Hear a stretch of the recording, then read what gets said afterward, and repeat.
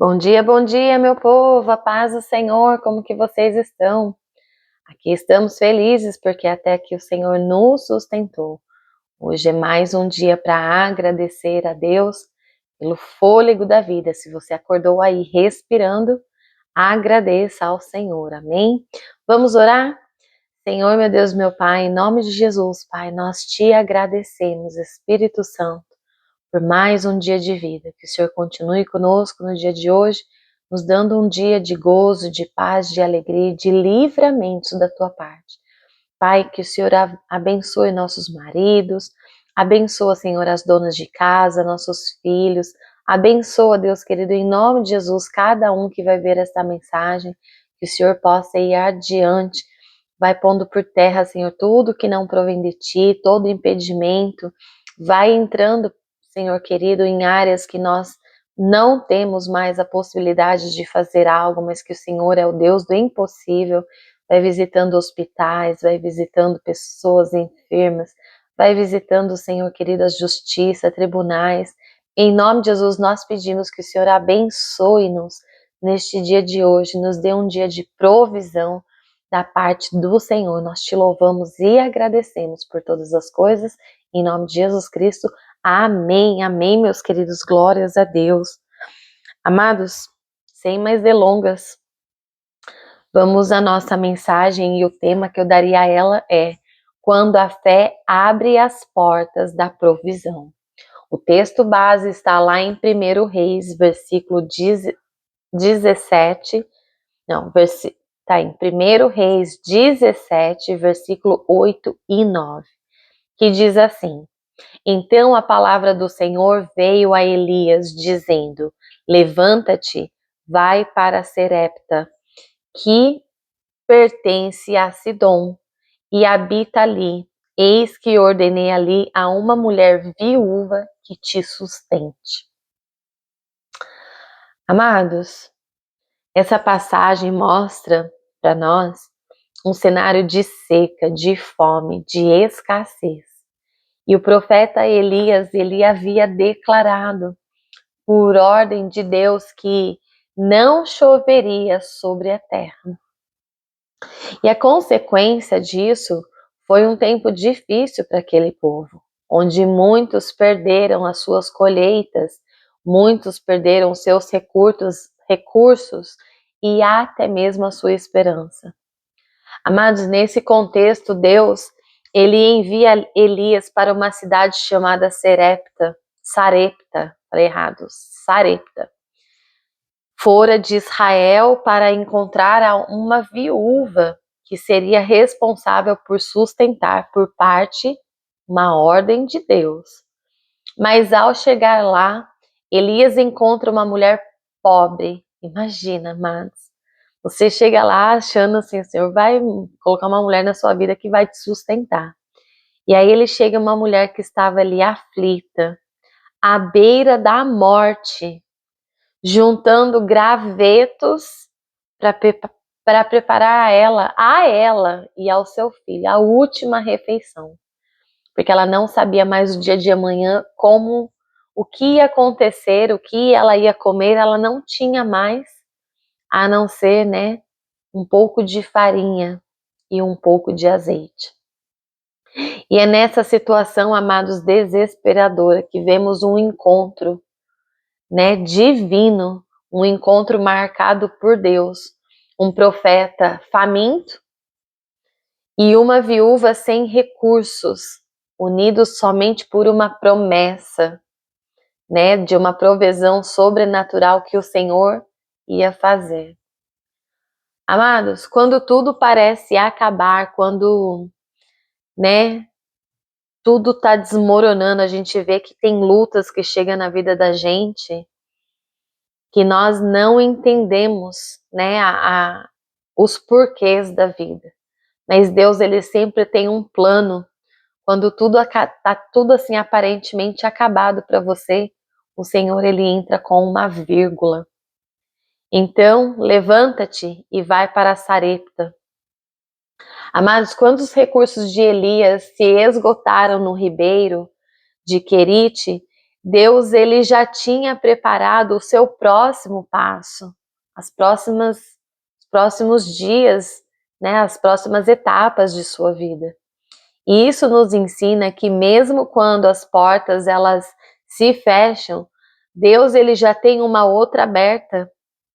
Certamente o Senhor já tem algo preparado, certamente o Senhor já está, né, fazendo algo para que nós venhamos ser abençoados. Amados, a viúva ela achava que a sua história terminaria ali. Imagina você ter somente um pouco de farinha, um pouquinho de azeite para fazer ali talvez um pão, né, daquela época. Mas Deus ele tinha seus planos, né? Os seus planos do Senhor eram maiores. O Senhor já tinha em vista o cuidado pela vida daquela mulher e também o cuidado pela vida de Elias. Amados, então nós temos que aprender que há portas que elas se fecham, né? Quando elas se fecham, e Deus certamente já tem uma outra porta escancarada para nós. Então, amados, quando achamos, né, que estamos assim no fim da linha, mas para Deus, tipo assim, é apenas um recomeço, é apenas um início para fazer um grande milagre em nossas vidas. A fé, ela começa com um passo de obediência. Muitas das vezes nós vamos ver inúmeras histórias na Bíblia, que tudo na Bíblia aconteceu e tudo foi algo assim grandioso por causa da obediência que o povo teve quando Deus falava, quando eles ouviam a voz do Senhor. O segredo está em obedecer.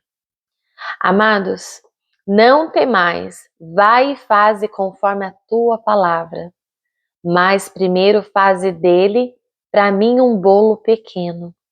Então Elias falou no versículo 13 para essa mulher, não temas. Imagina, gente, você falar para uma mulher que só tinha ali a quantidade para fazer a última refeição para ela e para o filho. E então chega um homem, né, na casa dela e fala assim, ó, vai lá, faz para mim primeiro, né, um bolo pequeno, e é isso aí. Amados, quantos de nós hoje em dia, se estivesse passando por essa situação, você ia olhar para a cara da pessoa e falar assim, como é que é? Eu tenho um filho para sustentar. Eu tenho uma criança aqui que eu preciso dar de comer e amanhã eu não sei mais o que comeremos. Elias, ele pede algo para essa mulher impossível, algo que não estava mais sob controle na vida daquela mulher.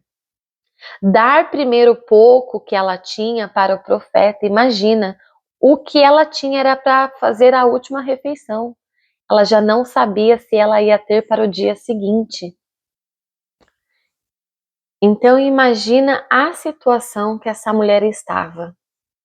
Isso parecia, de uma certa forma, fazer primeiro para Elias com o que ela tinha, porque ele era um profeta, mas isso parecia ser duro, mas Deus ele estava ensinando a viúva a colocar primeiro o reino em primeiro lugar. Muitas vezes eu tenho falado dentro da minha casa, buscai primeiro o reino e depois todas as outras coisas vos serão acrescentadas. Mas o que nós aprendemos com essa mulher? Muitas vezes Deus nos pede para semear quando tudo o que temos parece ser pouco, porque Ele quer nos ensinar a confiar naquilo que nós muitas vezes não estamos vendo, não estamos vendo mais da onde vem, como vem, mas Ele nos prometeu, né, o cuidado. O Senhor sempre fala que nada vai nos faltar. Então, amados, a provisão acontece onde há confiança. A farinha da tua panela não se acabará e o azeite da tua botija não faltará. No versículo 14. A viúva, ela creu na palavra do profeta e agiu com fé. Ela sabia que ela estava diante de um profeta. Como resultado, meus queridos, o pouco que ela tinha se tornou infinito.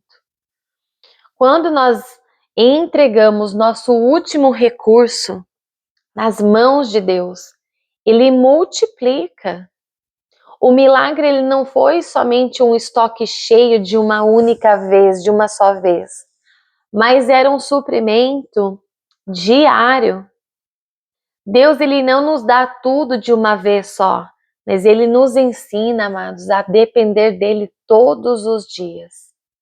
Amados, é tão bom e ao mesmo tempo é difícil você viver de uma forma dependente do Senhor.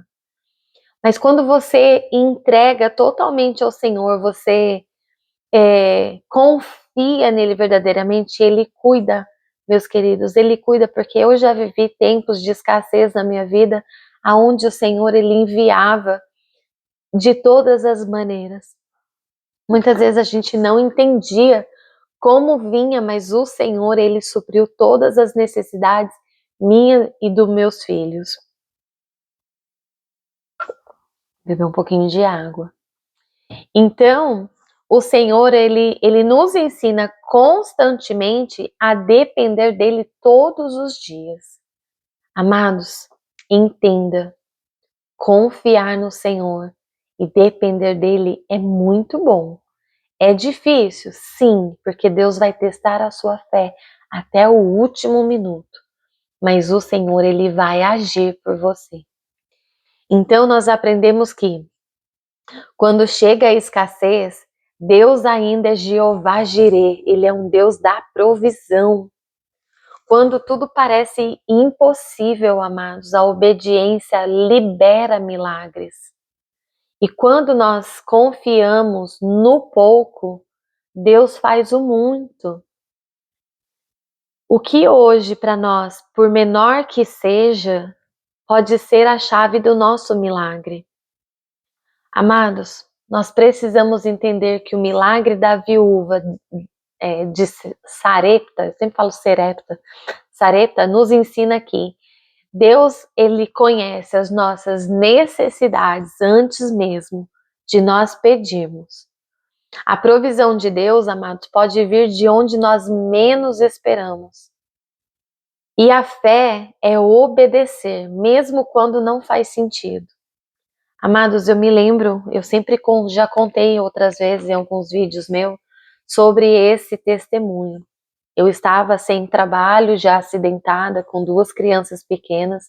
Eu não sabia como que eu ia pagar meu aluguel, da onde vinha, como viria.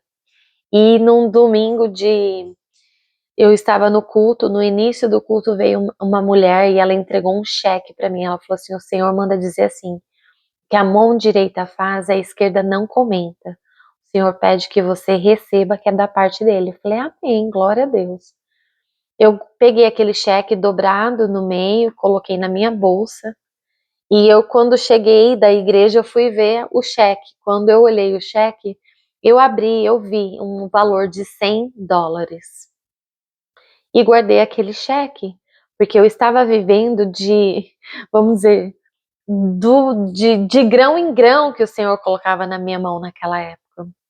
E eu vi um valor de $100. Eu falei para minha mãe, mãe, vamos guardar esse cheque, porque nós já temos $100 para o aluguel. O aluguel era a minha conta mais pesada, era 800 e poucos dólares, e eu tinha todo mês aquela aflição quando chegava o dia de pagar o aluguel, e eu falava, meu Deus, o que eu vou fazer? Pois naquela semana já estava perto de pagar o aluguel. Eu estava indo num lugar, que nem um banco, eu cheguei até a trabalhar nesse lugar, e eu cheguei lá e eles falaram assim, eu fui buscar um dinheiro que a minha mãe havia mandado pelo Western Union, e eu cheguei